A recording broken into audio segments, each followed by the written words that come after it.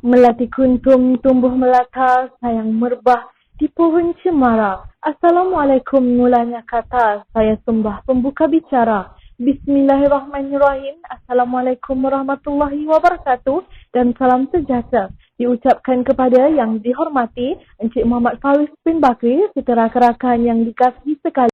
Saya Nur Atira Syahada binti Muhammad Azmi dari Ijazah Sarjana Muda Pendidikan Bahasa Melayu akan menyampaikan pengucapan saya. Baiklah hadirin dan hadirat, pinjamkan telinga anda. Usul yang akan diperbincangkan pada hari ini ialah memartabat bahasa Melayu, makin generasi cemerlang.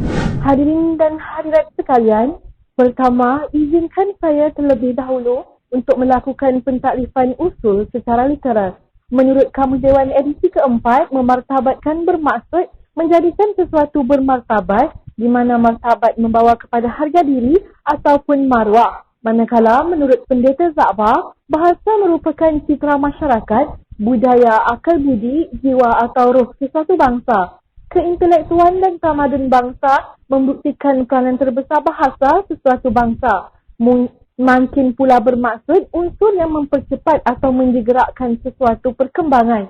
Seterusnya, generasi bermaksud kumpulan individu yang lahir pada waktu yang lebih kurang sama. Terbilang pula membawa maksud terkenal, terkemuka yang membawa kepada maksud yang hampir sama dengan cemerlang. Jadi, dapatlah dirumuskan di sini bahawa usul kita pada hari ini membawa maksud memartabatkan bahasa Melayu akan mempercepatkan sesebuah kumpulan individu menjadi cemerlang. Baiklah, saya akan menerangkan dua isi penting yang berkait rapat tentang usul kita pada hari ini. Yang pertama, saya katakan bahawa bahasa Melayu merupakan wasilah terpenting dalam menyatukan bangsa Malaysia. Isi kedua pula ialah bahasa Melayu menjadi pemacu ke arah kemajuan bangsa. Hadirin dan hadirat, seperti yang termaktub dalam perkara 152 yang menyediakan peruntukan-peruntukan berkaitan dengan bahasa Melayu sebagai bahasa kebangsaan. Bahasa Melayu telah diangkat sebagai bahasa rasmi ataupun bahasa kebangsaan dalam Perlembagaan Persekutuan Tanah Melayu yang merdeka. Bahasa Melayu bukan lagi menjadi milik tunggal pribumi Melayu, malah bahasa Melayu menjadi milik bersama seluruh warga negara Persekutuan Tanah Melayu. Justru, niat murni mendaulatkan bahasa Melayu dapat menyatu padukan kaum-kaum yang terdiri dari kaum Melayu, Cina, India dan lain-lain di bawah satu bahasa. Cuba kita bayangkan bagaimanakah selepas hampir 65 tahun merdeka jika kaum Melayu hanya dengan bahasa Melayunya, kaum Cina dengan bahasa Mandarin, Tianghao ataupun Hokkien-nya dan kaum India pula dengan bahasa Tamilnya sahaja, sudah semestinya anak-anak mereka hanya dididik dengan bahasa ibunda semata-mata. Bagaimanakah kewujudan di generasi Malaysia yang terbilang dapat direalisasikan? Kita sedia maklum bahawa bagi peperiksaan awam seperti Sijil Pelajaran Malaysia SPM yang bakal diduduki oleh pelajar tingkatan 5, mereka telah diwajibkan untuk lulus dalam subjek bahasa Melayu dan juga sejarah serta beberapa subjek lain. Kita sedia maklum, subjek-subjek ini sepenuhnya akan diajar menggunakan bahasa Melayu. Bayangkan jika para pelajar tidak menguasai bahasa Melayu, bagaimanakah mereka akan memahami soalan? Bagaimanakah mereka ingin menjawab soalan? Sudah semestinya ianya agak sukar terutamanya bagi pelajar berbangsa Cina, India dan lain-lain.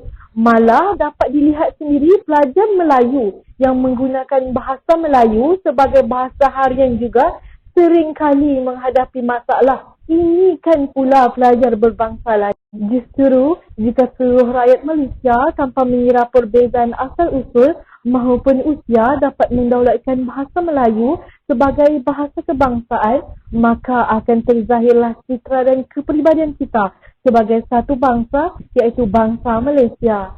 Hadirin dan hadirat, sejarah telah membuktikan bahawa bahasa Melayu pernah muncul sebagai lingua franca ratusan tahun yang lalu, sekaligus merupakan refleksi kepada kehebatan dan ketinggian darjat bahasa tersebut. Lingua franca merujuk kepada bahasa perantara atau bahasa perhubungan antara masyarakat dengan golongan yang berlainan bahasa. Hal ini bermaksud bahasa Melayu merupakan bahasa pergaulan yang mudah dipelajari dan difahami oleh sesiapa sahaja.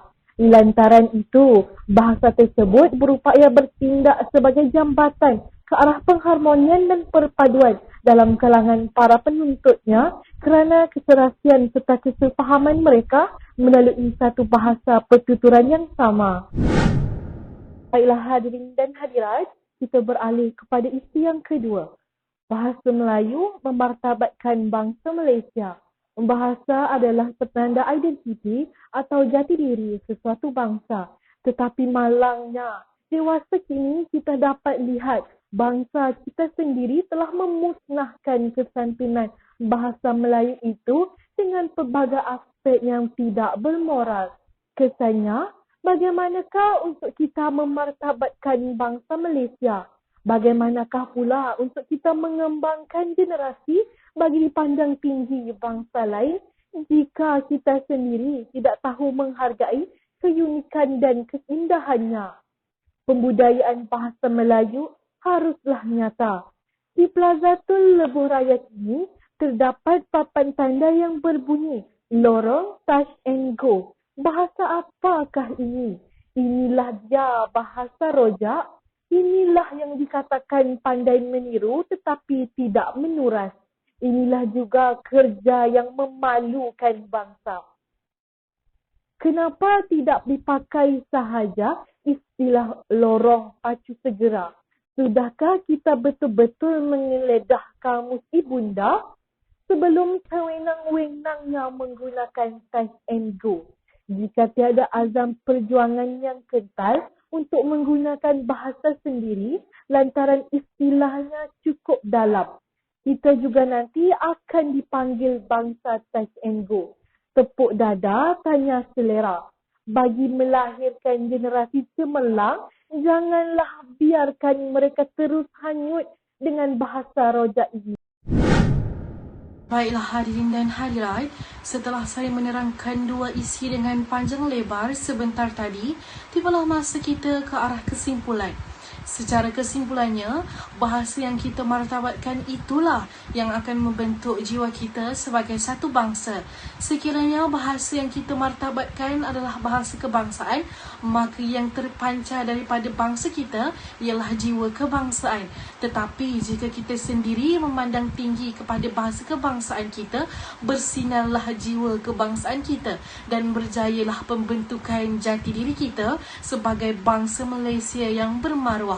Bayangkan sekiranya kita menyanjung bahasa Inggeris, tidakkah kita dikatakan pemusnah bangsa kita sendiri? Jelas telah digambarkan peri penting peranan bahasa dalam membina tradisi keilmuan dalam pembelajaran rakyat.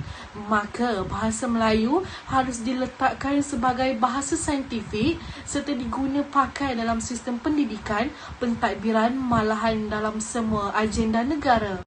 Kita juga harus ingat bahawa bahasa Melayu ini bukan sahaja berperanan sebagai bahasa saintifik, malah sebagai satu wahana buat masyarakat Malaysia dalam menyatukan pelbagai kaum dalam usaha mencapai perpaduan nasional. Harus diakui bahawa sesuatu bangsa tidak pernah menjadi penghalang suatu kemajuan. Oleh yang demikian, bahasa Melayu mampu menjadi bahasa penggerak kemajuan Malaysia. Saya rasa itu sahaja daripada saya. Mohon maaf andai tersilap kata. Semoga kita berjumpa di lain hari dan juga masa. Sekian, wabillahi taufiq wal hidayah. Assalamualaikum warahmatullahi wabarakatuh.